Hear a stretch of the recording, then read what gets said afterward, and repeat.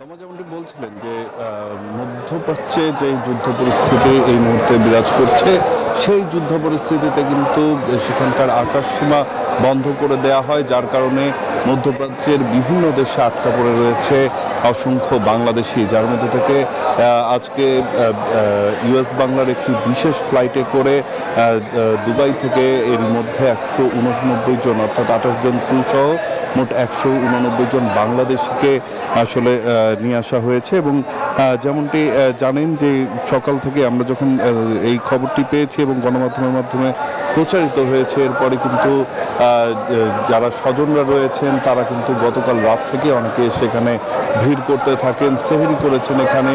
যেহেতু যুদ্ধ একটি পরিস্থিতি সেখানে বিরাজ করছিল, উদ্বেগ উৎকণ্ঠা তাদের মধ্যে ছিল, নানান রকমের শঙ্কা ছিল, বিভিন্ন ধরনের এই যে প্রচারিত সংবাদ সেগুলো তারা দেখছিলেন, নানা রকম অনিশ্চয়তা কাটিয়ে কিন্তু অবশেষে যখন তারা দেশে এসেছেন তখন একটি আবেগঘন মুহূর্ত কিন্তু এই শাহজালাল আন্তর্জাতিক বিমানবন্দরে তৈরি হতে আমরা দেখেছি এখন। এবং প্রিয় মানুষগুলোকে কাছে পেয়ে কিন্তু তারাও বেশ খুশি।